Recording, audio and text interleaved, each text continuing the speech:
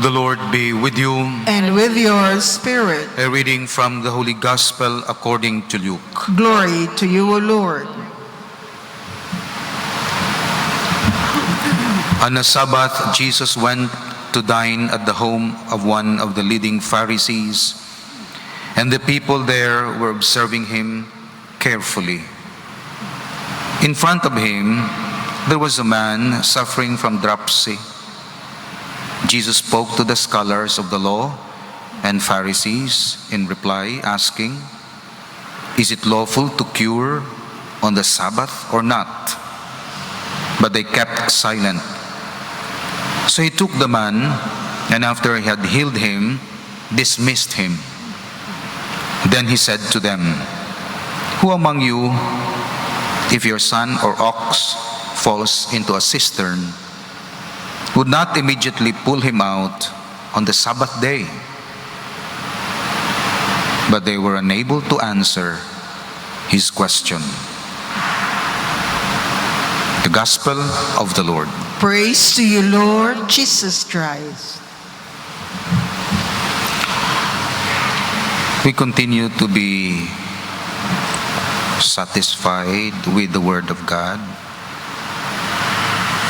and we enjoy the thoughts of knowing Him and penetrate into His mystery, even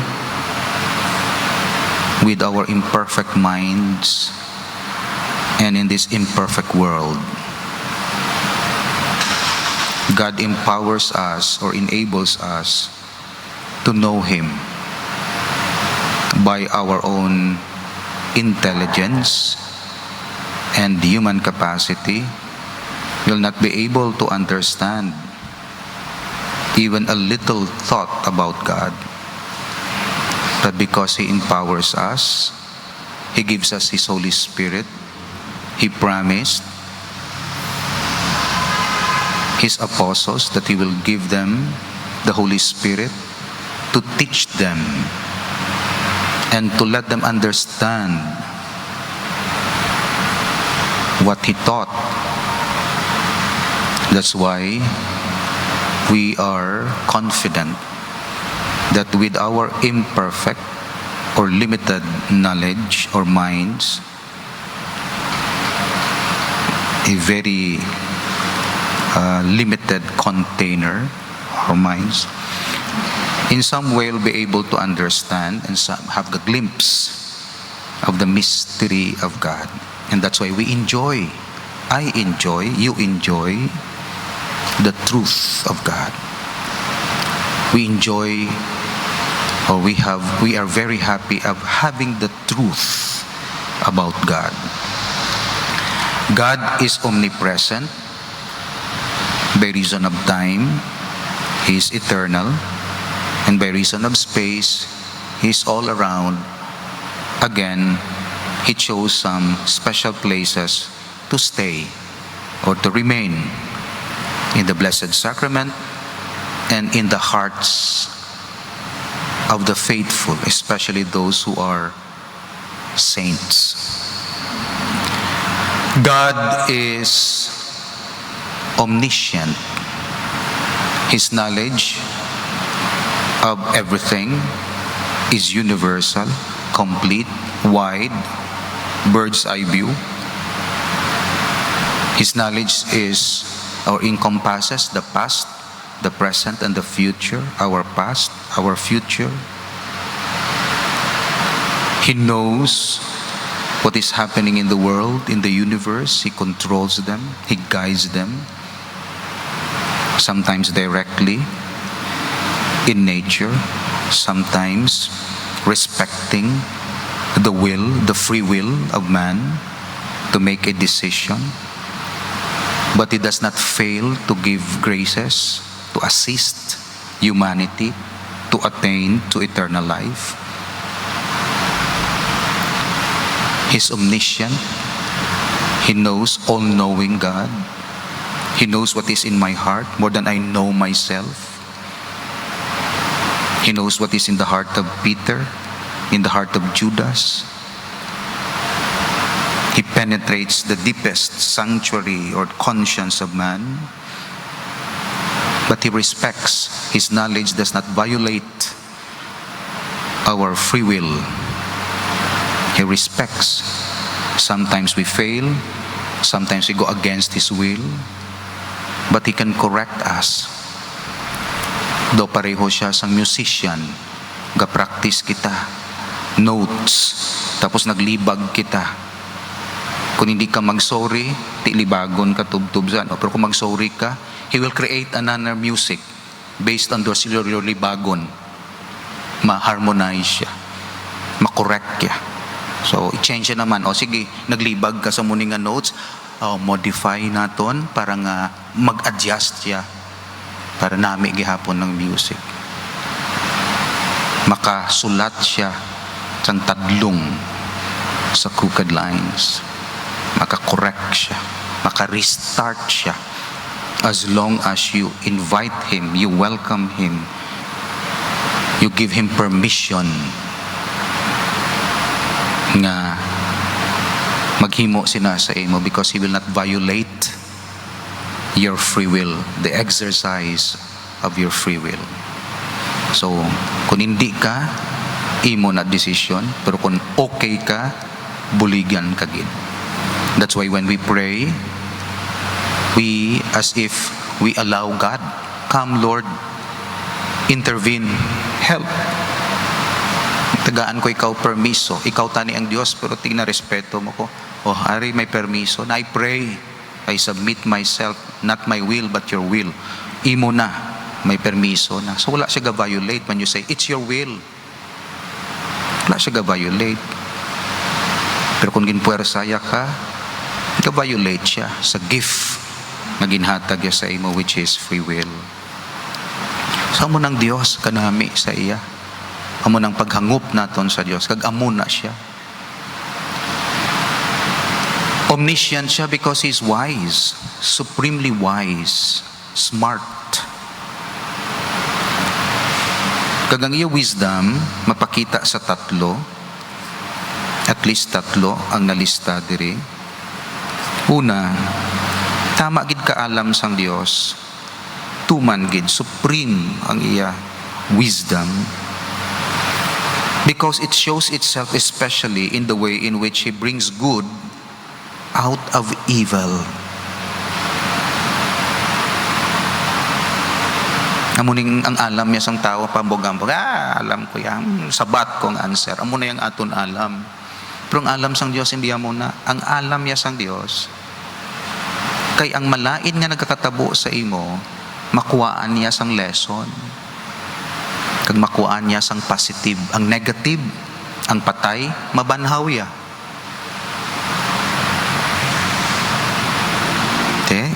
May amo kita sa nga alam nga ang negative na gid, may positive galida, makita yang positive sa negative. Ano na nga kaalam?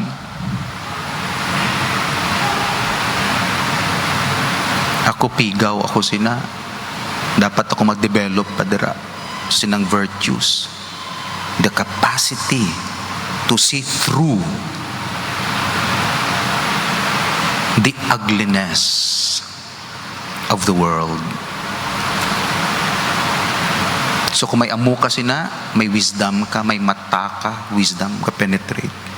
Laway siya nga tao, pero penetrate mong iya heart, kita mong iya goodness, and you have the capacity to create condition, to inspire. Nga hindi ang negativity ang magtubo sa iya, kundi ang positivity. And that's the wisdom of God.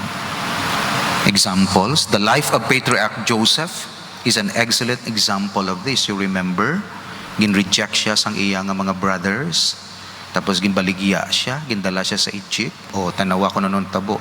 Si Joseph pa ang nagsalbar sa ila during famine. Tag si Joseph pa ya ang nagpa-prosper sa ila. Kaya tinangin na second officer siya sa Egypt, Pharaoh, supply officer gid. O, nag-famine dito si Father Jacob ya, kagang iya nga mga brothers. Wala pagkaon dito, may famine. Nagkadto sila sa Egypt, mabakal corn. food. Si Joseph ga uyat sang sang yabi. Siyempre gibuligan niya, kagambal niya. Dala na lang si Papa di. Akon mga utod. Si Benjamin gid favorite siya kay utod niya gid na kay Rachel. Si Rachel ang mother nila, no. Ang iba niya si Leah, okay. Si Bilha, kago sino da. 12 na sila kabilog. Pero magduhalan na sila magutod kay Rachel. So ginpangita yagid. Diri na lang diri lang si Father Jacob. Occupy nilang Nile. Nag-prosper sila. Dalagko mga repolyo, mga sibuyas, dalagko kay Nile mo. Ang inundation, ang silt, ang soil. Dito ginbutan ni Joseph. Nang iyang 700 mo lang sila kabilog nagdulog. And then after 300 years, 2 million na sila. Of course, nag-change na ang government. Gin-oppress na sila ang mga Hudiyo. And then the story of Moses. Amo na siya. Pero kita nyo kung paano gingamit sang Diyos ang suffering ni Joseph to save his family. God's ways are not our ways. His thoughts are not our thoughts. Man proposes and God disposes.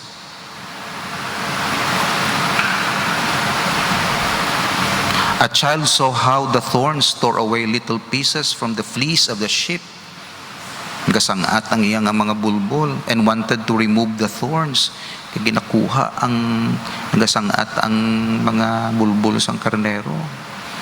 Presently, the child saw how the singing birds collected the bits of wool to make their nests.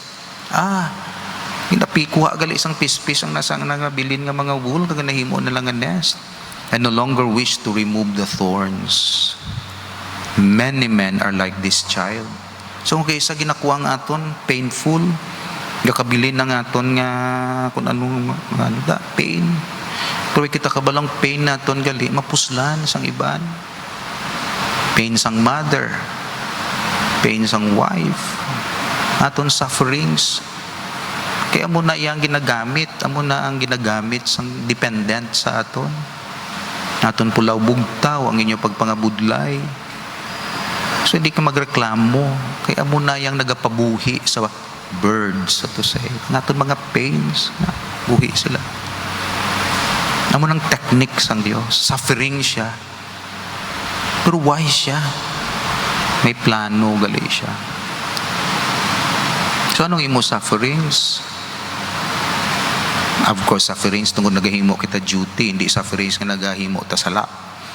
Pero in spite of that, bisan sala pa, basta hinulusulan mo lang, magamit sang Diyos ang imo suffering. Very smart, supremely wise nga klase sang Diyos. Si Satanas, sabi niya mapataya, napatsyon ko ng anak mo. Hindi mo matuman mong plano mo. Patsyon ko na. Gamiton ko si Judas. Sudlan ko si Judas. Sabi ni Satanas, daog na siya. Why siya kabalo? Nga death itself is the means to victory over death. May mga tanom na siya mismo ang makabulong sang iya damage. Nga kadlaw ganay ko magkaon ka durian tuod na nang makakuha sang baho sang durian man, Father. Kaon ka durian tapos ang iya nga husk na butangan mo tubi kag dira ka manghinaw. Kuwaon niya. Ay amo na yang badyang kung may katol kag naano ka sang badyang, dugangan mo badyang. Amo na. Mayang mo na nga mga metodo nga ang cure mismo is the cause. Amo na siya. Cure sang death is death. Pero hindi mo death ni Christ. That's how smart God is sa aton kabuhi. That's why we trust Him. Basta hindi lang kita magbulag sa iya. Second nga wisdom sang Dios is displayed in this, that God makes use of the most unlikely means for His own honor. So hindi wise sa kano kay makuha yang good sa bad, Pero magamit siya man ang unlikely means para matuman niyang plano. Ang poor, ginagamit niya. Ang balya, the weak things of this world, God has chosen to confound the strong. 1 Corinthians 1:27, God chose the small and despised land of Palestine as the cradle of Christianity. He chose a poor maiden to be the mother of God. Kung ikaw abi may plano nga maayo, pilion mo to ang kuligot. Ikaw di kuya may plano abi ko kag nami-nami nga plano kag mag-organize ako kag ano, di ko magpili to sang kuligot to kung best pilion ko ya. Pero ang Diyos ka-smart. Hindi not necessarily nga best dayon. Poor ang ginagamit niya. Blessed Virgin Mary, poor man to, hindi man to pero Mother of God. A poor carpenter to be his foster father. He chose poor, ignorant fishermen to preach the gospel and spread it over the earth. He often uses the most improbable means in helping his friends. May story sila. Saint Felix of Nola, when flying from his persecutors, take refuge in a hole in a rock. A spider came and spun its web at the mouth of the cave, and his pursuers, on seeing this, concluded that he could not be inside. A poor woman was summoned to pay some money which had already been paid by her husband who was dead. She searched everywhere for the receipt, but in vain. The very morning, when she had to appear before the court, a bird flew in at the window and behind the cabinet. One of the children wanted to get it, the bird. So the mother moved the cabinet a little to reach it, and from behind the cabinet, a long-sought receipt fell to the ground. This was God's answer to the poor widow's prayers. Unique siya. Sa katao, reklamo gid, way sa kasakay sa aeroplano, pamuyayaw siya, gipang-away atong uli. Way ko kasakay, muna, importante, akong business to, muna. Dugay-dugay, may balita, nag-crash ang aeroplano nga sakyan niya. So, imbis nga mag-curse siya, ay, salamat, masalbar siya ya. Kita ninyo, kung kayo sabi mo, do perde ka, daog kagali. Tungod wise ang Dios nga ginasimba naton. Basta hindi ka lang mabulag. And lastly, siling diri, the wisdom of God shows itself in directing the course of the world to carry out His purpose. So nga katabo subong, trust lang sa Dios. Hindi lang magseparar mo ng technique, hindi lang pagbuhi sa iya. Dalon niya katabok ka sa suba. Basta hindi ka lang magbuhi. Sabi mo, dako ang bulos. Uyat lang. Trust lang. Himuan lang ang imo. Sunod ka lang sa iya. Hindi mo pag-questionon. Father, nga amo ningin obra mo ha, muni. Nugay ka da. Questionon no palab ko sa lapas. Sobra pag hindi mo lab sang sa akon diri sa lapas, sa parokya. Siguro matupungan mo lang, pero di mo masubrahan. O di sa pagpahambog, napakita ako sa iya nga, kung anong imo concern sa parokya, thank you. Pero I think, sobra-sobra pag ang concern ko sang kumparar sa imo. I'm here 24 hours a day to serve. Ikaw, kakadto ka lang once a week. Don't tell me na sobra pag hindi mo love sa parokya sang sa ako. Thank you kay may love ka. Pero pakita mo anay nga sincero ka, and then ay mati ko sa imo. Pero kung mag-comment ka malang, tapos pauli, na yan. Saan mo na ang pagigugma sang Dios sa kalibutan? Kung sa reklamo kita, masabat ang Dios nga, sobra pag hindi mo ya concern. Nga gaamo na ning simbahan, gaamo na. Pag-amuyo lang, sobra pa imo concern kay Jesus ha, o di yan na pagbabayaan. Hindi magkulba.